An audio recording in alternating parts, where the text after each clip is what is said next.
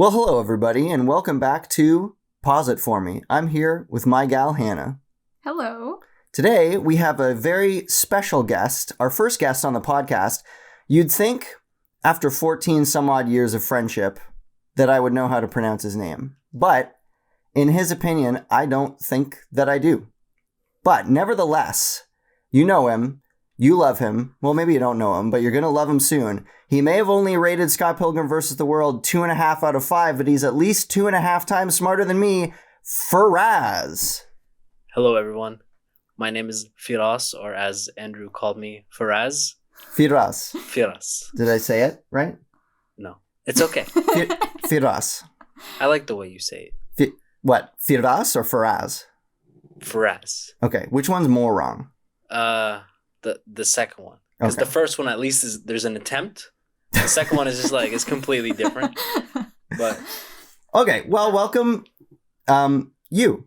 yeah, I've known Andrew and Hannah for a while. Andrew I've known since like 6th grade, and we've been talking movies for years. We bonded over, I believe, Terminator, Batman? Yeah, and then you put me on to Star Wars. You let me borrow the DVDs. Yeah, I remember you borrowed episode 4 and you were like, I don't know if I'm going to like it. And then you watched it and you were like, you have to give me the next one. Yeah. Yeah. I was like, can I get the next one, please? Yeah. Yeah. And I remember we were into Terminator and I found Terminator 1 on DVD at Walmart for a great deal. It was like $4 or something. And I told you about it and I was like, it's a great deal, but don't buy it. I told you not to buy it because I was going to buy it for you. And I bought it for you. And then I came to school the next day and you were like, hey, I bought it. So then I had 2 copies of Terminator for like 5 years after that. Can never have too many copies of Terminator. Yeah, exactly. Well, speaking of which, much in the same way that me and Hannah did in our first episode, I'd love to know, and I posed this question for you in advance so you would have answers ready for when we started the podcast. I'd love to know, what are 3 movies that you feel like describe, defy your taste in movies? Okay. I enjoy a variety of movies. I'm not like partial to specific genres or anything, Mm-hmm. but if I had to say like what are some of the movies that click with me the most, types of movies, I think I have 3 that I think encapsulate that. So the first one I will say is like something like Uncut Gems. I thought this might have been coming. Yeah. It's one of those movies where it's just a really good character study. And I think I really like movies that just take a certain character, and it might not be even a character you like or you think is a good person. They just put that person's quality at full force, and they just throw this like plot that just encapsulates everything about that character. And I really like the ones where they don't really betray the character either. Like when you watch a movie like Uncut Gems, it's a movie where every decision that is made by Adam Sandler's character is one that you might not agree with. You might think is far-fetched, but it makes sense within the context of the movie based on how they've, crafted his horrible, shitty character. Exactly. Like, are some of the, bets he makes too unrealistic? Yeah. But that's the point. He's just, he's like that. He's a gambler. He's a gambling addict to an extreme extent.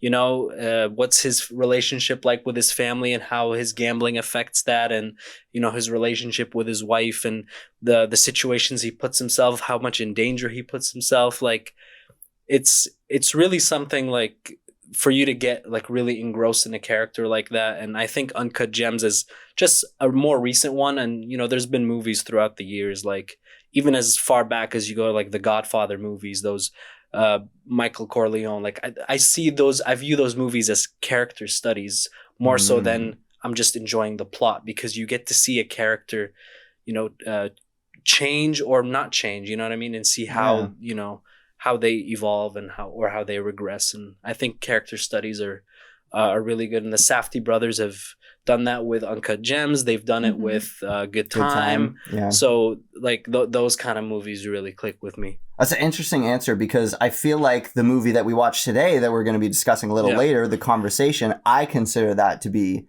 a character study. Absolutely. And that's the, connection to Francis Ford Coppola, The Godfather. Yep. He seems to make some great character studies. So Yeah, we'll talk about that a little later. We'll get into what we think. We've watched it. We finished it maybe 20 or so minutes ago. Haven't said to each other what we thought. I had seen it. Hannah had not. Firas had not. And I'm looking forward to talking about it. So your first pick, your first movie that describes your taste in movies, Uncut Gems. Hit me with number 2. Okay. So with number 2, I guess this pick can fall into many different categories, but I'm just going to put it in this is just fun, but also not dumb fun, but it could also be more serious fun. And it's something like Terminator 2, right? Terminator 2 is a movie where I wouldn't say it's a happy old, jovial time, but it's fun movie. Like the action set pieces are like really enjoyable, but there are deeper themes within the movie, the themes of fate, and maybe even you can go as deep as like absent father figures, but like they're not nailed over your head, right? Yeah. They're just written in a very subtle, but like they're not underwritten, but they're just interwoven with the main attraction of the movie, which is sci-fi fun, right? So is your pick Terminator 2 or is your pick a movie like Terminator 2? No, my pick is Terminator 2. Oh, okay, that was unclear. Yeah. Okay. Yeah, and I guess there are many more movies that kind of fall into that category as well. Maybe like the new Mad Max movie. It's a spectacle, but there are, more themes within that. And I just like a good time, but I also don't like feeling like what I'm watching treats me like I'm dumb. Yeah, you have to turn your brain off. Yeah. And nothing against those kind of movies, but like I'd like to think that there's more to a movie than just dumb spectacle. Like if you watch a movie like Die Hard, there's good action, but there's real characters in there. You know what I mean? I would agree with that. That's what I like. A fun action movie with real characters in there. It doesn't have to be the smartest movie, but it just has to have some heart. And that's what I like. Yeah, I've never known you to be one for turn your brain off kind of movies. I mean, again, like, I feel like if I want to have just dumb fun with a movie, I'd watch a comedy. And that's not to say that, like, all comedies are dumb, but comedies are designed to, scratch that itch. It's like, oh, this is kind of playful. It's like, for me, like, a lot of times when I see a lot of these new action movies, whenever they try to inject humor or something to make it playful, a lot of times it comes off forced or just unnatural. But for some reason, a movie like Terminator, at no point am I like in disbelief. Like it all makes sense. The action makes sense. The stakes make sense. The seriousness of it makes sense. And, moments like hasta la vista, baby, they don't come off like, they don't come off as like anything less than everything they've put on the table. Right. It's just really cohesive. It doesn't treat you like you're dumb, but it's still, a lot of fun. I appreciate that after all these years, Terminator 2 is still like close to the top of your list. Yeah. Because back in the day, back in grade 6, I had seen Terminator, but I hadn't seen Terminator 2. You coerced me to watch it. I watched it with my dad. And the next morning, I thought it would be cool if I went up to you. And the way that I showed you that I had watched Terminator 2 was I went up to you and I said, "Good morning, Dr. Silberman. How's the knee?" This is a very weird part of that movie to quote. It's Sarah Connor's first lines in the movie. Yeah. And you are Sarah Connor.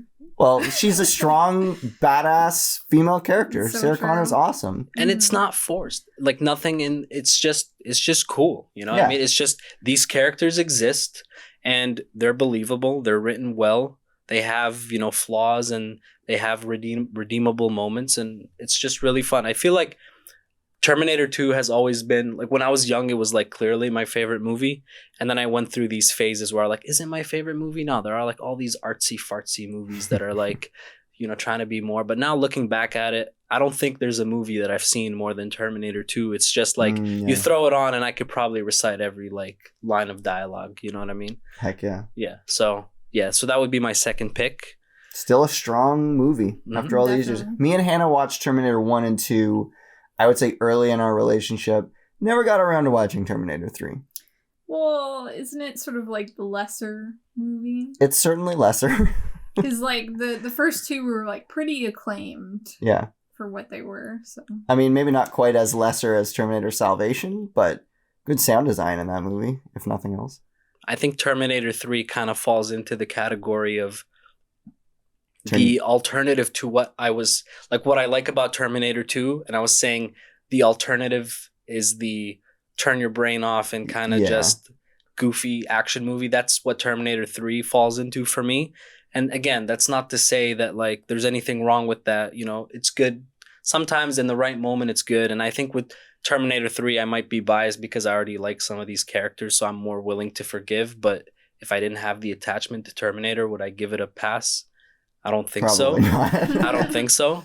But I mean, it's still a spectacle of a movie. I don't think it should be avoided like the plague. You know, it's not like, you know, the more recent Terminator movies. At least.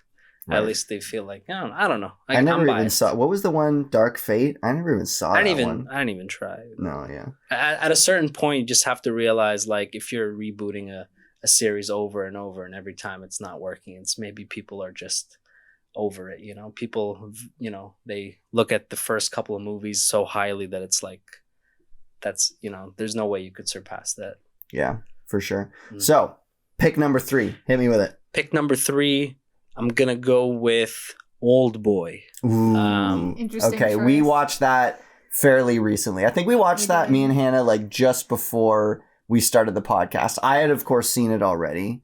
You turned me onto it, of course. I would have never known about it. I am not talking about the Spike Lee Old Boy. I'm talking about the Park Chan-wook Old Boy. Sorry. That should go without saying. Spike Lee Old Boy? I don't think I know what... I don't think there was a Spike Lee Old Boy. I think I just made something up. Yeah. I'm sorry. You're talking crazy. Yeah. So the reason Old Boy gets that third spot is because Old Boy is the kind of movie where, unlike something like Uncut Gems, which is a character study, Old Boy is like all about how well can I write this really interesting, intricate plot and keep you on your toes. Like the plot is always in motion. Things are being constantly revealed in interesting ways. And it's not written in a way where it feels cheap. It's like everything is like really well constructed. And by the time you're done watching it, you're just like in awe of how something like that could have been constructed, you know, and how the plot could reveal itself.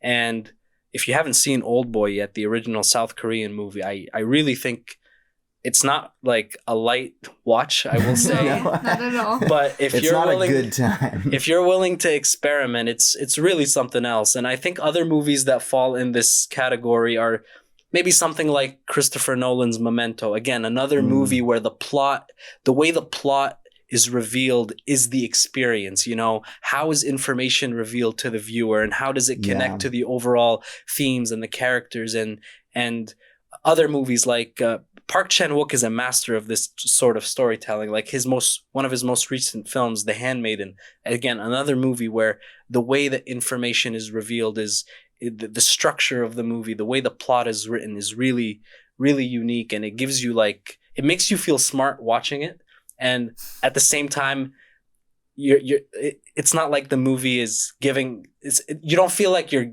guessing it correctly either. You're just in for the ride, you know. And I just really like those kind of movies. So yeah, those would be my 3 picks. So Uncut Gems, Terminator 2, and Old Boy. I think those 3 movies are really indicative of like how we share our love, our like of movies, because you picked 2 movies that I really, really like, Old Boy and Terminator 2, fantastic movies, and 1 movie that I nearly hated, which was Uncut Gems. And I don't know, I guess I didn't hate it because it was a poorly made film. It definitely wasn't, but I hated it because you like character studies, you know, but I like identifying with a character and rooting for a character.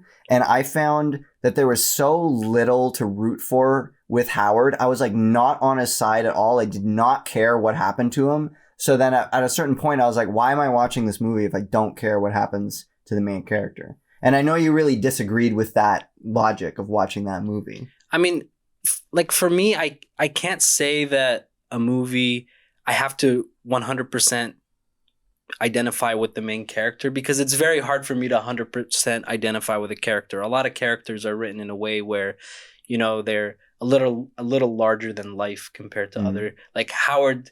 He's one of those people that, how often do you meet someone like that in real life? I'm not saying they don't exist, but they're just really overly charismatic and just very larger than life. And the ride that you're put in just watching a character like that, it's just something else. And of course, it's the way a movie like that works for me. It's not just the character, of course. Like, there's a style to how the Safdie brothers, shoot the movie, and the soundtrack, and all of that just adds up into like a movie that feels like a panic attack. You know what I mean? It certainly does feel like a panic attack. Yeah. So for me, I don't have to 100% identify with the character. They just have to be cool, interesting, and the story has to be told in an interesting way. Yeah, I'm not saying I have to 100% identify. I'm just saying, like, there has to be something for me to care. So, for example, my main thing about that movie was that, if they had tweaked the script and made it so that, like, he needed to get money to support his kids. He's selfish. And, like, if they had tweaked it so that he was making these bets for maybe still a selfish reason, but for a somewhat noble purpose, like to help out his kids somehow, then it's like, okay, I want to root for him. I want to see him succeed. But there's like literally scenes where his kids are like, I literally don't care about you. Get out of my life. And so I'm like, I just don't care then. And I'm glad you pointed that out, because that's a thing that I like about it, because he is not working towards a noble cause. That would be too cliche for me. Like, it is kind of cliche. It's like, oh, it's the gambler, the addict, the person who's doing all these bad things, but there's a noble cause. And a lot of those stories are good stories because they cheer you up, they make you root for the protagonist. But this movie, they're not ashamed. They're like, this is a despicable person. Now, I do think that the reason I kind of root for Howard in that movie, and I'm sorry about this tangent, but like, it's because like he's so helpless in his addiction that it's like you that he's just not in the right place mentally, or he's just a product of his addiction, and it's sad to see a character go down this rabbit hole, and you almost want it to work for him, because if it doesn't, then it's just gonna go bad for him. And he has relationships in the movies, and while some of them are not great, you kind of see him try to make them work, but they don't really work. So it's almost like this pathetic character that you can't help but feel bad for. But again, this is like a very specific case, like a movie like Good Time, where the character is arguably even more reprehensible. But at the same time, I liked Good Time more because sort of slight spoilers for Good Time. The character's actions in Good Time are in support of his brother. Yeah. So there's a somewhat noble cause that I was able to get behind, and I'm like, you know what? This guy is a truly, truly horrible person, but his brother's not horrible, and I want to see his brother like get out of this okay. Mm-hmm. So I was able to get into that a bit more. But a movie like Uncut Gems, I think another reason why I didn't like it is because like I like feel good movies, but I hate feel bad movies. And feel bad movies is a topic that doesn't get talked about enough. I have a list of movies that I just know will upset me when I watch them, so I'm never gonna watch them. Like Requiem for a Dream, I'm never gonna watch that movie. I know I'm gonna come away from that movie wanting to kill myself. I'm just not gonna watch it. If you don't like watching feel bad movies, maybe don't watch Old Boy. I mean, the thing with movies like another thing that I appreciate about movies like Uncut Gems and Old Boy, without spoiling them, is that you can kind of interpret the endings in different ways where they're not really as sad. And I don't want to get into spoilers, but like with Uncut Gems, like you can look at the climax as, did he get what he wanted or not? And it's hard to explain it without not spoiling it, but they leave some room for interpretation where you can kind of view the movie from different perspectives. But I'm not opposed to a movie that kind of evokes those kind of emotions. They're just not my go-to immediately, like on on a Friday, but like sometimes a lot of those movies, they come from directors I like. They show off a lot of skill, and the stories themselves are so captivating that I can't avoid a movie just because it's sad. I need to. I just need to experience the story. You know, if you want to watch a good feel good movie, then you watch a movie like The Martian, where he's constantly like solving problems and like making things work. Great movie. Yeah, very good movie. But sometimes just the stories are captivating enough where, it might not feel good, but you just know you witnessed something that was really well crafted, well written, and you enjoy it in a different way. It's weird to say that you enjoy a sad movie, but like that's kind of what's great about it. I did like Old Boy, of course, because it was just such a nicely crafted movie. Mm-hmm. But again, I was able to just root so hard for the main character. Yeah. And so what I was getting at earlier is I like that you picked these 3 movies, 2 of which I liked and 1 of which I didn't, because that nicely evokes, our relationship with movies, and that, like we have a lot in common and we've been friends for a long time, but we love movies and we bond over movies, but we only like 50 to 60% of the same movies. And some movies that you think are great, I'm either not interested or I didn't like them, and you actually have a lot more similar tastes to my brother in movies. I find that like you two watch similar movies and you rate them similarly, which I find very interesting.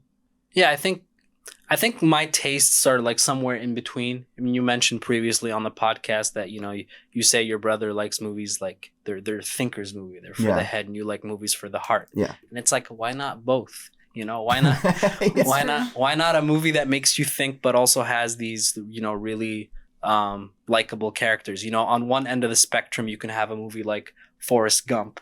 And then on one end of the spectrum, you can have like, so Forrest Gump representing, this movie about the underdog. It has a lot of heart. Mm-hmm. And on the other end of the spectrum, you have a movie about the master, like the master. Makes you feel bad. Which it's like, it's just a movie where you just interpret the characters also and didn't like the plot. Exactly. and then you go somewhere in between where a movie like Old Boy, it's a thinker's movie, but there is some degree of like you're rooting for characters because you empathize with their struggles. For sure, yeah. You know what I mean? So I think, there's a spectrum, and I think for me, it's not about, where does the movie lie, but it's interesting to see like how some movies, handle that spectrum. Like there's a movie called Burning. I know your brother has mentioned it. It's a South Korean movie. It's a movie that based on how you interpret it, you can place it on multiple ends of the spectrum. And I like movies that kind of experiment with that. So, I like Forrest Gump, by the way. I like great movie. I like great feel good movie. I like movies that goofy movie, also a great movie. Yeah. Great movie. Yeah, feel good movies are great, of course. So, speaking of a movie that may or may not be a feel good movie, we're about to find out. We watched The Conversation. So, just for the audience out there, I shall read the logline. Conversation came out in 1974. It's directed by Francis Ford Coppola. The logline is as follows. A paranoid, secretive surveillance expert has a crisis of conscience when he suspects that the couple he is spying on will be murdered. Hannah, your thoughts? That logline really gives it all away. Well, I feel like this is a great movie to go in completely cold to. I love that. That's my favorite, especially with like these thinky movies. Yeah. Is just being along for the ride, like, okay, this guy's walking around. What's he doing? Like, let's find out. Yeah. There's definitely a lot to unpack. Like Enemy, there's some sort of dream scenes, maybe not dream scenes. It's hard to know what's fully real. So right off the bat here, Hannah, did you like it or did you hate it? I liked it. Mm-hmm. I don't know if it's my favorite Coppola film, but what is your favorite Coppola film? There's like 2 correct answers. No, I'm just kidding. Coppola. Do you Coppola have has a favorite Coppola film, or are you Here- just holding out? Are you like, I haven't seen enough Coppola films to know what my favorite No. is, but I know Okay. it's not The Conversation. Here's my subjective answer. Mhm. The Outsiders. The complete. Oh, yeah, the okay. complete director's final cut. The objective, the one that I feel like I'm supposed to say, is The Godfather Part 1. Hmm. But, I don't know. I don't know either. I truly don't. Have you guys seen a lot of his movies? I've only seen the Godfather trilogy and The Conversation. I haven't seen Apocalypse Now or anything I've seen else. the first 20 minutes of Apocalypse Now. Okay, so this is one of my bucket lists for this podcast, is to listen to Apocalypse Now and then the documentary about making it, Hearts of Darkness. Mhm. Right. Is that what it's called? Yeah. I think so. Yeah. So that's definitely on my list. If you haven't seen The Outsiders, highly recommend it. Love that film. Have you seen it? No, so I've only seen the Godfather trilogy and just now The Conversation. I really love The Godfather. I mean, it's the Godfather of God. It's, you know, when people are saying it's the best of this medium, like, oh, it's the Godfather of video games. It's the Godfather, like, you know, Breaking Bad is the Godfather of TV shows. This is why, because it's the freaking It's the Godfather. You know, and I really hope that we don't get to a point where people start saying things like, oh, it's overrated to say The Godfather is the greatest of all time, because it's not my favorite movie of all time, but I do think that in terms of cultural significance, just quotables, the way that the story's told, the characters, it's just so iconic. The music, like, there's so many things about that movie that make it one of the greatest, if not the greatest movie of all time. And So I think I'm not expecting the conversation to stack up to it quite as much in your opinion. I didn't go into this movie like wanting to compare it to The Godfather, because it would not be fair. Well, they're different movies. Exactly. And The Godfather Part 2 I also love. I feel like this movie, if you didn't tell me that Francis Ford Coppola directed it, I would not have guessed just based off watching the Godfather movies, because it feels like such a different movie. Mhm. Like the themes he tackles, the type of character, the protagonist, so different from some of the characters he's done in those movies. So what do you guys think about that? In my opinion, he's not really an auteur. Like, some people have visual flares to each of their films. It's Distinct like, oh, styles, that's something that director always does. Like Edgar Wright with fast cuts. The Tarantino trunk shot, you know? Yeah, Wes Anderson with lots of things. Yeah, Symmetry. Yeah, bright colors. And so with him, the films that I've seen of his, there's no distinctive feel to any of them. Other than just But- being like good films, Good I films. would say. Yeah, but from what I've seen there's so far. nothing specific in his style, you know. Right, and like speaking of that, I actually forgot that he directed The Outsiders until you just said it, because it's not obvious. You watch No, The it's not Outsiders obvious. back to back with his other movies, it's not like, oh yeah, I see. Well, I mean, not for No, me anyway. It's but just there's such different, like, every single movie he chooses to do is maybe just like a passion project. There's nothing really linking the themes towards any of these things. right. So what did you like about The Conversation? I tend to like slice of life movies, so the fact that you're sort of just floating with Gene Hackman throughout the film Mhm. is nice, and it's just you're seeing his day-to-day life and kind of just going along with the ride and seeing everything unraveled instead of it just being like pounded on your head, like what's going on and Right. stuff like that, like some films do. Mm-hmm. So that was really cool. It's just like I didn't really expect there to be an element of suspense, but I liked that it was sort of like had some tricks up its sleeve throughout the film. For and sure. It just wasn't fully expected, and that was pleasant. So Yeah. I feel like this is a great example of a really great slow-paced film. My brother likes to think that I can't stand slow-paced films. This is an example of a slow-paced film that I love. And I do love this it has to film. make sense. Like, it can't just be slow Yes. paced for no reason. Exactly. So. Yeah.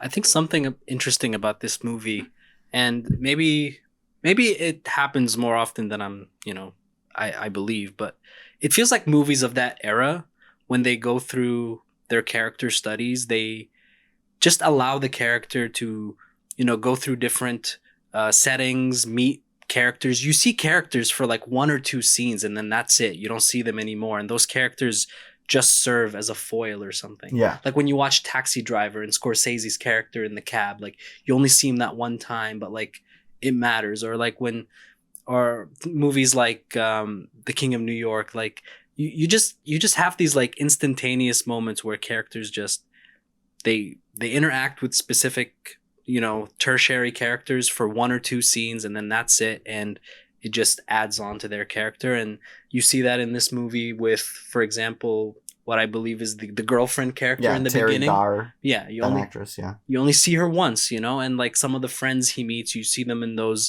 that main scene, you know, near like the end of the second act, and it's really interesting. I enjoyed the movie a lot. I do think it's a really good character study.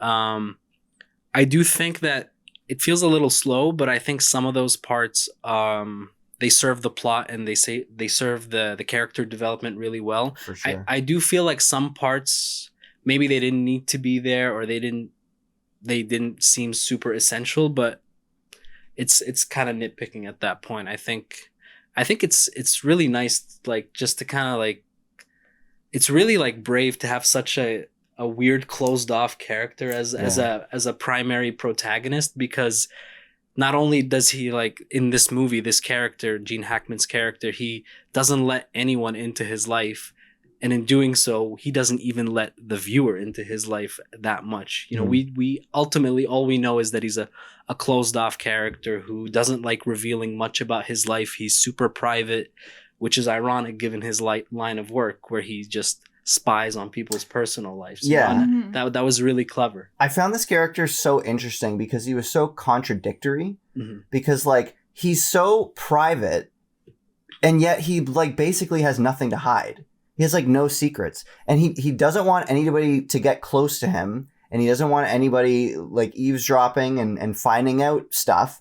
And yet he feels compelled to go to a Catholic church and go to confessional and, like, tell everything. You know, it's like he wants to keep things away from people, but he also secretly wants to tell all his secrets. Like in the dream scene, when he was following after the female character whose name I don't remember. From the conversation. Yeah.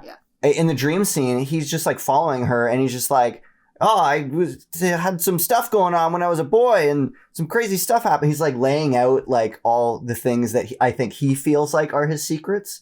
So I just found that contradictory nature so interesting. And I think they even played into that a little bit with his wardrobe, because it's like he wears this jacket that is like supposed to cover him, but in certain scenes it's like see-through. Yeah. You know? So he's like trying to protect himself, but secretly he wants people to like invade his space a little bit. Now obviously the ending, it kind of plays with that even more, but I just found that so interesting, and I wanted to know even more about this character. Yeah, like you mentioned how he seems so closed off, but like the girlfriend character in the beginning of the movie, like, she knows that he's coming based on how he rotates the key, and how like you kind of know a lot about him, but you also don't know that much about him, and he reveals things about himself indirectly, but he's so afraid of kind of, I guess he's just afraid of really showing who he truly is inside. He's just maybe very vulnerable, you know. Or maybe his just line of work has made him really really closed off, because his job is to spy on people. He's become really protective of his identity, but he secretly, deep down, he wants to communicate that, but he can't, you know. He just can't. Like the movie where he's dancing with the person that ultimately I don't know if I want to give away. But, in the movies that are like the direct focus of the episode, we will spoil. So okay. the woman who ends up stealing the tapes. Yeah. So like when they're dancing, and he, like, I don't know how you guys interpreted that confession. Like, is he talking about the girlfriend character? Yeah, definitely the girlfriend. Yeah, it's like he wants to break through, but he can't. You know, and that internal conflict. It's really such internal conflict. Yeah, so interesting. So, I have a little piece of trivia to read that will hopefully stir the pot a little bit. Apparently, piece of trivia number 1, this is both Francis Ford Coppola's favorite of his own films and Gene Hackman's favorite of his own films. I've only seen one other film with Gene Hackman. Really? You haven't seen Superman? Oh, no. He's Lex Luthor in Superman. Interesting. Well, I know the movie that you're talking about, Royal Tenenbaums. Yep. But he was also you've seen Bonnie and Clyde. He played like the brother-in-law or whatever. Okay, yeah. Okay, so I've seen 3. Yeah. I don't think he was anything spectacular in Bonnie and Clyde. Really? I don't know. I think he's a good actor. Revisit that film. I mean, that film is great, but he's not really like center stage, like wow kind of character. But he's center stage in this. How do you think he did? he played the character perfectly. Yeah. But like, you know, it's a closed off, weird, lonely character. I wanted to get to know him. I wanted to be his friend. I could see the point A to point B where he becomes Royal Tenenbaum. Like, this is the same guy. It's just like this weird guy that wants to connect with people, but is terrible at it. Totally. Yeah. So. Well, piece of trivia number 2. Gene Hackman was a fit, good-looking, relatively young man when Francis Ford Coppola cast him as Harry Caul. In order to personify Harry's weary, aging, and unhappy existence, Hackman grew a pathetic-looking mustache, kind of harsh, but that's what the trivia says, wore ill-fitting glasses, which, funny story about the glasses, a couple of years ago, I had glasses that looked exactly like that, and Gene Hackman in the conversation was part of my inspiration for getting those glasses. Do with that information what you will. I wouldn't say they were ill-fitting. Ill-fitting glasses, and had a wardrobe picked out that was at least 10 years out of date. Coppola specifically told Hackman he wanted Harry to look like a nudnik, a Yiddish word referring to a person who is boring and a pest. Yeah, that's a good way. I mean, he purposely is trying to be boring because he's paranoid that people are gonna attack him or whatever. But what's interesting is, like, in the world of this movie, he's like a mini star. Like, in his line of work, people look at him and as this legend, this really gifted innovator, you know? So it's like he's giving people a reason to want to get to know him, but he's just not breaking through also. So, like, it's a really interesting way of framing a character. So you said overall that you liked it. Yeah, I like the movie. I do think that the movie really needed to end the way it did for me to, like, really enjoy it, because at a certain point you can only enjoy a character study so much, but I wanted it to go somewhere, and I think they build up the suspense really well regarding the tapes, and I think the way the reveal was handled in the third act, like, really took this movie from a good movie to a great movie for me. The reveal of what specifically? The spoilers. You can say spoilers.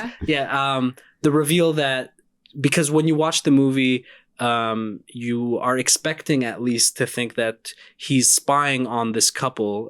Gene Hackman's character, Harry, is spying on this couple for the purpose of selling this information to someone who might kill them. But the reveal at the end is that they know they're being spied on, and the person who's ultimately receiving the tapes is also in on it. And they're trying to lure the person who's ordering this investigation or this spying so that they can ultimately murder him instead. So I can't really say I saw it coming, but to be honest, when I watch movies, I'm not really looking for twists. I just kind of let the movie tell its story. Yeah, that's the best way. Yeah. And I thought it was done really well, honestly. I really loved the twist. It was really good payoff. Like you were saying, the movie's slow, it builds and builds, and it's building towards something. And that's what I say when I was enjoying it, but it got to a certain point where I'm like, okay, I needed to go somewhere interesting, and it did. And it did. Yeah. So I really appreciated that. I think the movie's great. I don't want to undersell it. I think the movie's great. Well, it's interesting because, like, looking over at you, I mean, not even looking over at you, just seeing out of the corner of my eye, it did not seem like you were enjoying this movie. You were, like, looking around the room. Slow pace. You were looking at your watch, looking at your phone, looking at us. I was like, oh man, he is not having this. He is bored. How do you comment on that? I mean, I think a lot of the scenes in the movie are just, they're really long scenes. Like, you know, you're observing him, you know, go from place to place or just do something. And I understand that those kind of scenes just add to the character. They're trying to show you the kind of character he is. Yeah. So, like, when something like that happens, it's easy for me to kind of just glance away. But, you didn't have to put me on blast like that. Well, it's just, I honestly thought that you were going to come on the podcast and be like, I hated it. No, I really liked it. I was really hoping it would go somewhere at, like, near, I would say the end of the first act and the beginning of the second act, where I was like, okay, I needed to get somewhere. And then he goes to the the convention where he sees all the other people in his field, and then they go back to where he works. And I think a lot of the interesting stuff happens there. Mhm. And then when the tapes get stolen and he has to like figure out what's happening, I think after this part, like the end of the second half till the end of the movie is really great. It's just that there was this part near the end of the first act and the beginning of the second act where I was kind of like, I get the kind of character you're building here. I Yeah. just want it to go somewhere, and it did. So It's sure. interesting. I feel like I'm not as cognizant of act structure as you are. It's not something that I see myself analyzing too much, which is interesting because we went to film school, me and Hannah, and so Yeah. you'd think we would know that kind of stuff, but I don't really like. If you had asked me like when does Act 1 end, I'd be like, I don't know. I mean, I'm not thinking about acts while I'm watching the movie. It's just when I finish the movie, it's easy for me to like, okay, the beginning of the movie is we're getting to know him and we know what he's doing in the tapes and all that. And something happens that transitions the movie. And to me, that's where he goes to the convention. And then the convention, things are revealed, the tapes are stolen. And then you get into the third part of the movie where the twist is revealed. I don't know if those acts were written that way intentionally. This is just how my brain kind of divides the plot. Mhm. So maybe they're not like exactly thirds, but I see the movie having three phases where you have the intro phase, you're introducing the character, you're building him, his line of work, and then the turn of the thing that kind of progresses the plot in an interesting way, and then you know how it resolves near the end. So that's just kind of how I view it. What I really appreciated about this movie was it seemed like everything was purposeful just to serve more information about the character. You know, like Terry Garr's character was there not to relate to the plot or anything, but just to show, like, I think they call it like the porcupine's dilemma, which is that, you know, like he wants to get close to people, but not close enough that, well, I guess it's not quite the porcupine's dilemma, but he desires closeness with people, but not to the point where he's gonna, you know, get hurt. Right. And that's to show that. And then the scenes with, the pen just showed such betrayal, in my opinion. My heart was pounding during that scene because I knew it was coming, even though it's not like the craziest betrayal ever, but I knew that they were going to do the reveal that he had been bugged that whole time and he was just going to feel such like the rug pulled out from under him. Like, I was bugged this whole time. He should have been smarter though. Like he did. He looked right at the pen when he gave it to him. Yeah. Like, you gotta expect, if you're like a guy that does this for a living, your friend who also does this for a living gives you a free pen, I'd be like throwing that pen in the trash right away. Yeah. So, but yeah, all this just served to show more character, which I thought was fantastic. And then the ending, I feel like, is like it's not one of my favorite movies of all time. I think it's an excellent movie, but I think it's one of my favorite movie endings just because it's so iconic and it's so like bleak, you know, and it doesn't answer all the questions. And usually I'm not a fan of movies that end with like a lot of open-endedness, but I think this is a great example of that. And I loved the way that the camera pans across his apartment back and forth like a security camera. I just felt that's so perfectly exemplified the situation that he was in, where he's like, I'm being watched and I have no idea how, and I can't find a way to stop it.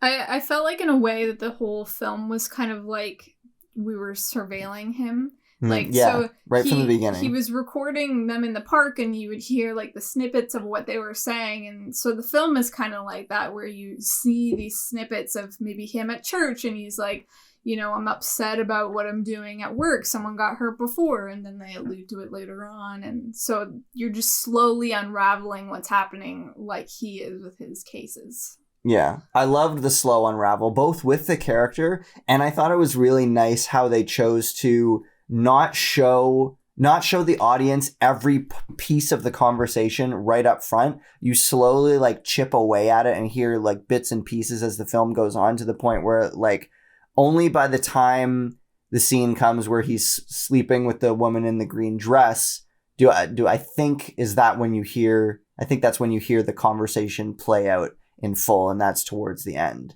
And that's the point where things start to get revealed.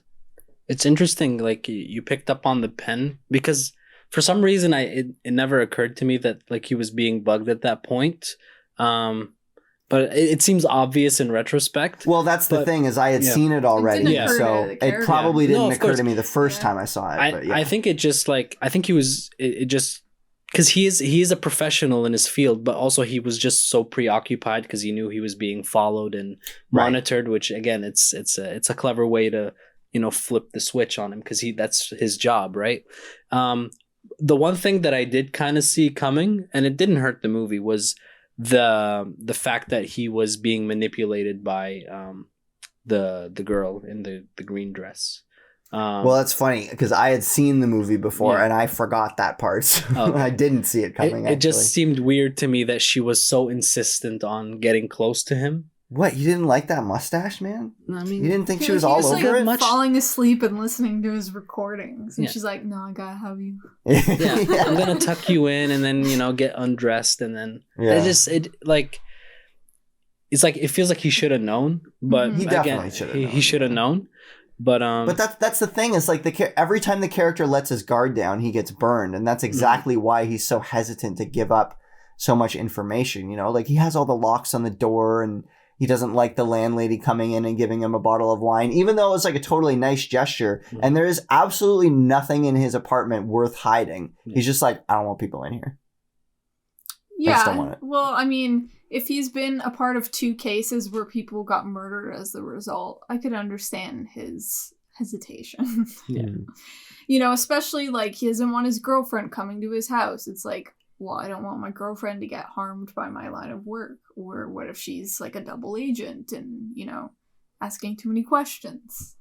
It's just interesting that he sees people asking too many questions as they're just trying to get to know you, but he doesn't see it that way. He thinks like they're trying to get dirt on him or something. And I think the scene with the girlfriend in the beginning is one of, if not my favorite scenes. The way it ends, it's just the way it's written is really nice, where she says something along the lines of like, when I knew you were coming, I got like this feeling of butterflies, but I don't want to see you again. It's like, it just hits hard, it was a really good scene. Yeah. But that's just the kind of guy he is, he's just really closed off. He can't read emotions well, maybe, or maybe he can. He's just, unable to reciprocate. So. Well, before we move on to our ratings, I have one final piece of trivia. Coppola had written the outline in 1966, but couldn't get financing until The Godfather became a success, which is interesting because I feel like that was similar to Damien Chazelle. I think he had wanted to make, was it La La Land or First Man in advance of Whiplash, but he felt like he had to make Whiplash as like a smaller film in order to get funding. I think it was for La La Land. But yeah, the idea that he wanted to make, Francis Ford Coppola wanted to make the Conversation before The Godfather for like almost 10 years at that point is interesting. Was it worth it? It was worth it. I mean, it's strange going from like epics like Godfather and Godfather 2 to The Conversation, where it feels like, now that you say that, it does feel like it would have made more sense for that to be like his debut, given the difference in scale. But I don't think it hurts. I think it's a really strong entry in his filmography anyway. One thing about the ending I also want to add, and again, this doesn't really hurt my enjoyment of the movie or just the way the execution is, but something about the ending that maybe I missed something, maybe you guys have a different perspective, is when they show, for example, the murder at the end, and then they show the reveal later on that actually she wasn't getting murdered, it was the other man that was getting murdered. They show scenes that I feel like no one would have been there to see them, like him in the body bag, and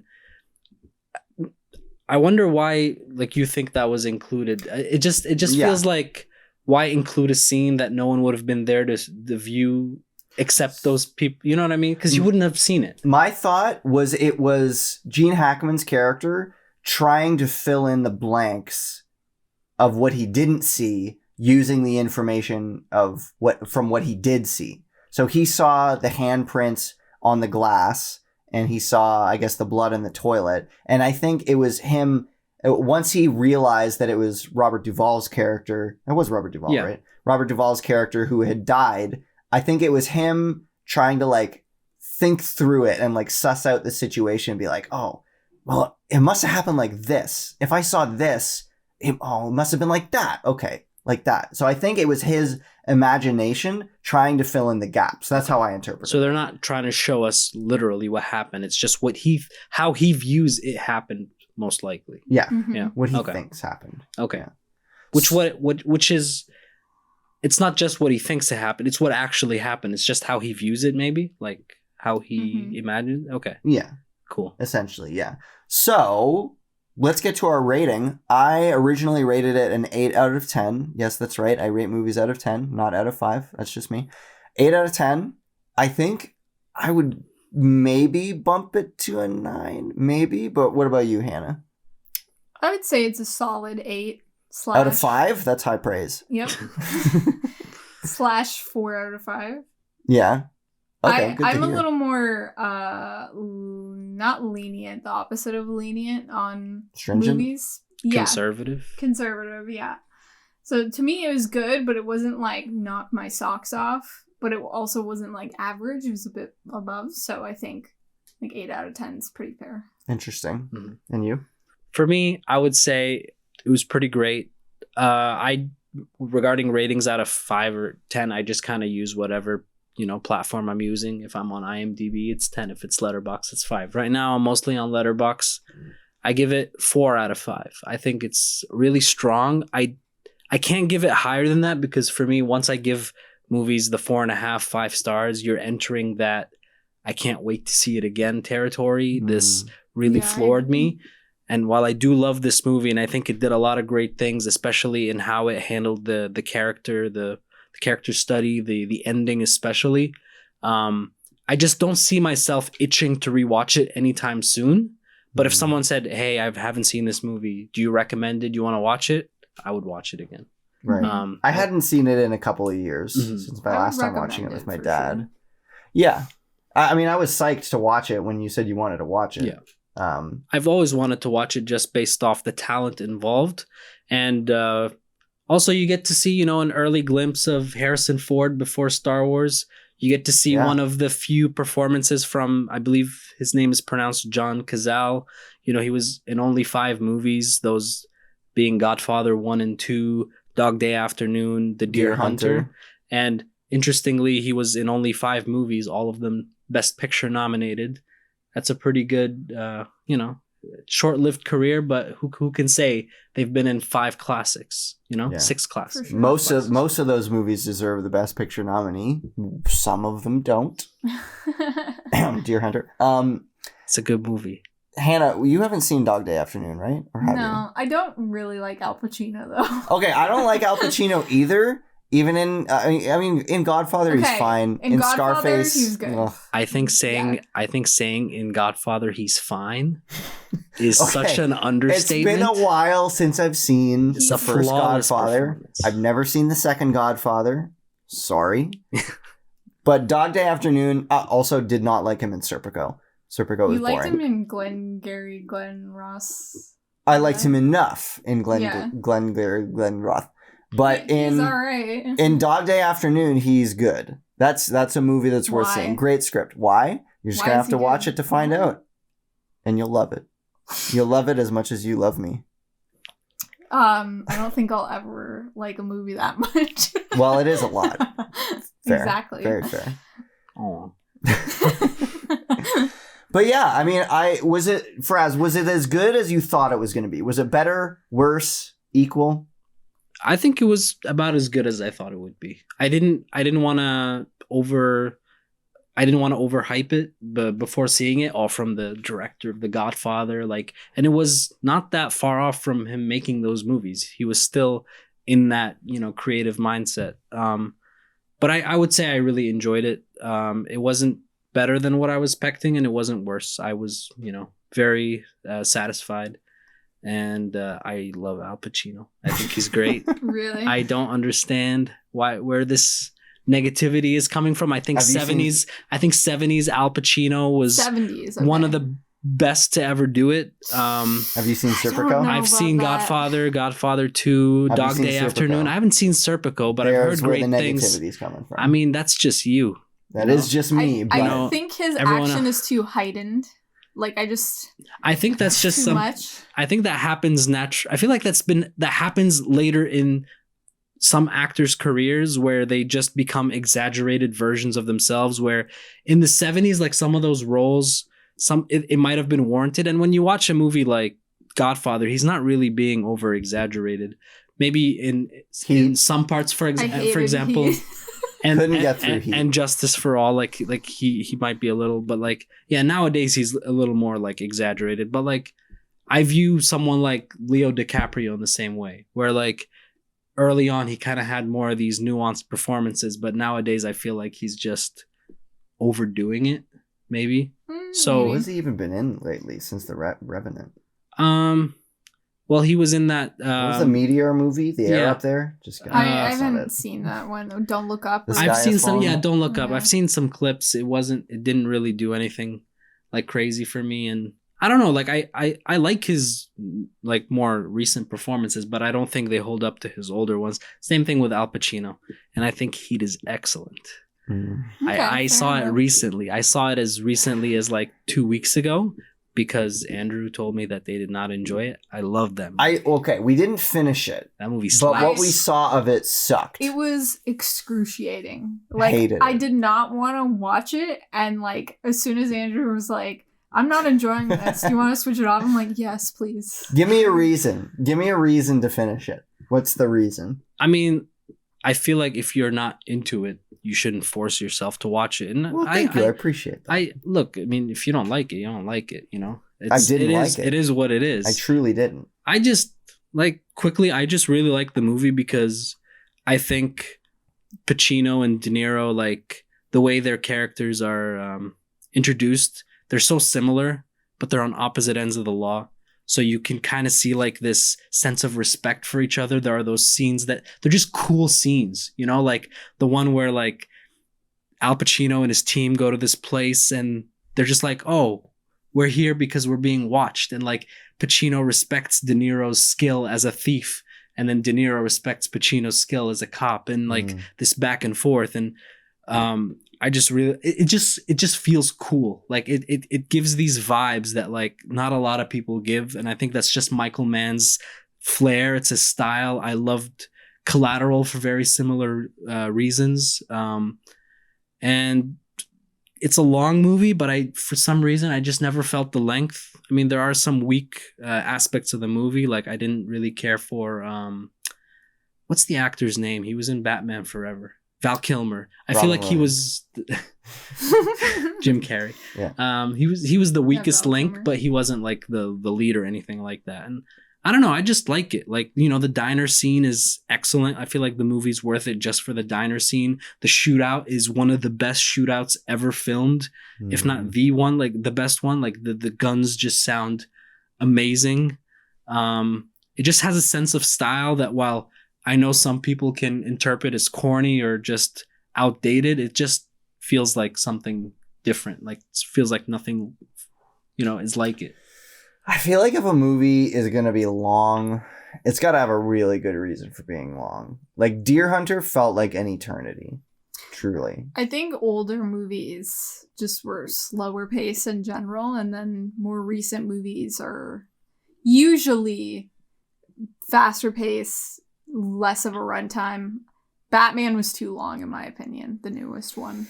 They could have cut some stuff. They could have cut some stuff, sure, but I didn't hate it. Like, I'm fine with a long movie as long as, like, the pace is kept up, you know? Like, keep it interesting. Well, it has to have a reason. Freaking Deer Hunter had, like, a 45-minute long, like, hour-long wedding scene. It's like, you could cut that entire scene out of the movie, and it would be better.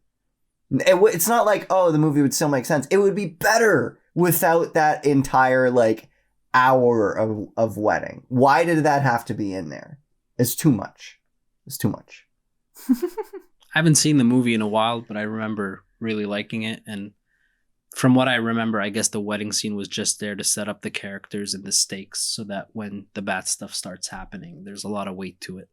But I haven't seen it in a while. I can't really comment on it in that way, but...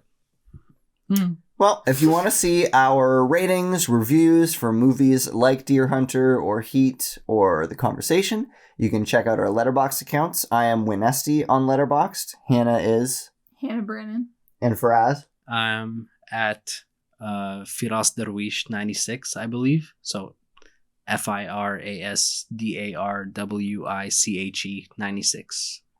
THANKS. LMNOP.